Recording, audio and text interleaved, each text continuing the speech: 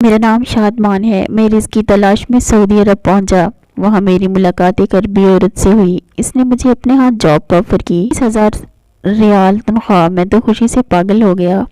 جب میں اس کے گھر پہنچا وہ مجھے ایک ایسی جگہ لے گئی جہاں موٹی عورتیں سینکڑوں کی تعداد میں بیٹھی ہوئی تھیں، اور وہ بھی ایسی حالت میں کہ میں دیکھ کر سکتے میں چلا گیا۔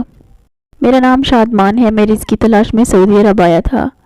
میری عمر اس وقت صرف اور صرف 21 سال تھی۔ گھر کے حالات بہت خراب تھے، اس لیے میں نے فیصلہ کیا کہ مجھے کچھ بڑا کرنا ہوگا۔ ہمارے پاس ہماری کل جائیداد ہمارا 2 مرلے کا ایک چھوٹا سا گھر تھا، جسے گروی رکھ کر میں نے پیسے لیے، اور 1 سال میں ان کے پیسے واپس نہیں کیے تو گھر انہی کا ہو جائے گا جن سے رقم لی تھی۔ مجھے سعودی عرب آئے ہوئے 4 ماہ ہو چکے تھے، پر کوئی ڈھنگ کا کام نہیں ملا تھا۔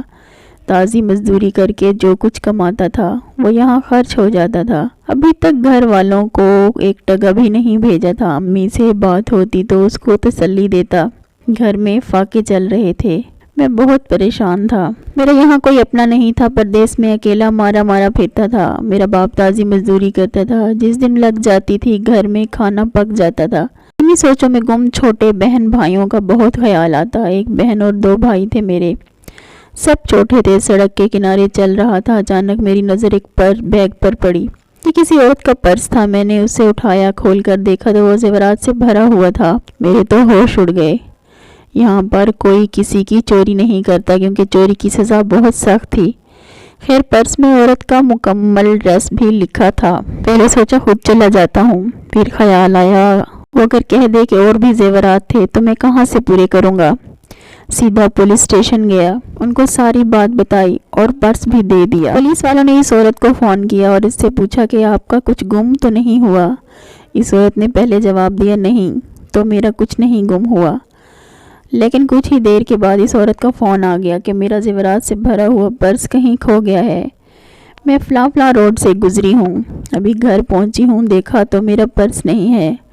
میڈم آپ آ جائیں اور اپنا پرس پولیس اسٹیشن سے وصول کر لیں۔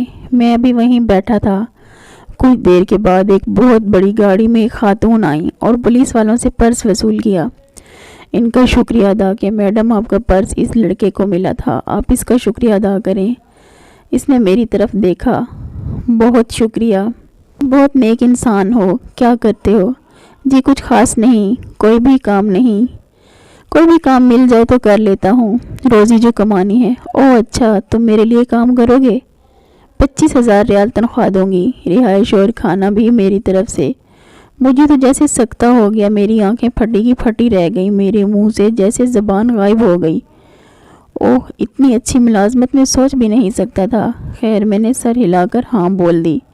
اٹھو پھر چلو میرے ساتھ۔ میں اس کے ساتھ بڑی سی گاڑی میں بیٹھ کر اس کے گھر پہنچ گیا۔ بہت بڑا اور خوبصورت گھر تھا۔ مجھے ایک بہت خوبصورت کمرہ دیا گیا۔ میں تھکا ہوا تھا، جاتے ہی بہت سکون سے سو گیا۔ آنے پر مجھے باہر بلایا گیا۔ اور بھی بہت سارے لڑکے موجود تھے، میڈم بھی وہیں پر تھی۔ میرا تعارف کروایا اور کھانے کے بعد میں اپنے روم میں چلا گیا۔ 2 دن بعد مجھے میری پہلی ڈیوٹی پر بلایا گیا۔ گھر کے اندر ایک اور دروازہ تھا۔ جب میں اس میں داخل ہوا تو وہاں موٹی موٹی عورتیں سینکڑوں کی تعداد میں موجود تھیں۔ انہوں نے کالے کلر کے ٹراؤزر پہن رکھے تھے۔ آج سے تمہاری یہاں ڈیوٹی ہے۔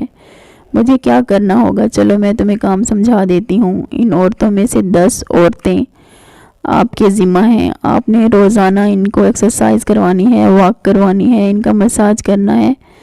میں مساج، ہاں ان کی طرف سے اجازت ہے، اگر میں چاہوں تو اس کام کے لیے لڑکیاں بھی رکھ سکتی ہوں، پر وہ ان کو نہیں سنبھال سکتی۔ تمہیں ہر سہولت دی جائے گی۔ میں بہت گھبرا گیا تھا، کام تو بہت مشکل تھا، اگر میرے گھر کے حالات سامنے تھے اور تنخواہ میں اتنی تھی۔ میں اپنے کام میں مگن ہو گیا، دن رات مصروفیات۔ ان موٹی عورتوں کے گھر والے بھی آتے تھے، اگر وہ ہمارے کام سے خوش ہوتی تھیں تو ان کی فیملی والے ہمیں اور بھی پیسے دے کر جاتے تھے۔ میں سب کو ماں جی ماں جی کہہ کر بلاتا تھا، ان کے پورے جسم کا مساج بھی کرتا تھا۔ وہ 6 ماہ میں اچھی بلی سمارٹ ہو جاتی تھیں اور واپس چلی جاتی تھیں۔ ہمارے سینٹر کا نام اتنا چڑھا ہوا تھا کہ ادھر داخلہ خوش نصیب لوگوں کو ملتا تھا۔ مجھے یہاں کام کرتے ہوئے 1 سال گزر چکا تھا۔ میں اپنے گھر بھی اتنا پیسہ بھیج چکا تھا کہ اب وہ کہتے تھے کم بھیجا کرو۔ میری میڈم جس کی عمر 45 سال کے قریب تھی، آج اس نے مجھے اپنے روم میں بلایا۔ شادمان تم مجھ سے شادی کرو گے؟ مجھے سمجھ نہیں آ رہی تھی میں کیا جواب دوں۔ میڈم آپ کہاں میں کہاں، کہنا کیا چاہتے ہو؟ کیا تمہیں اعتراض ہے؟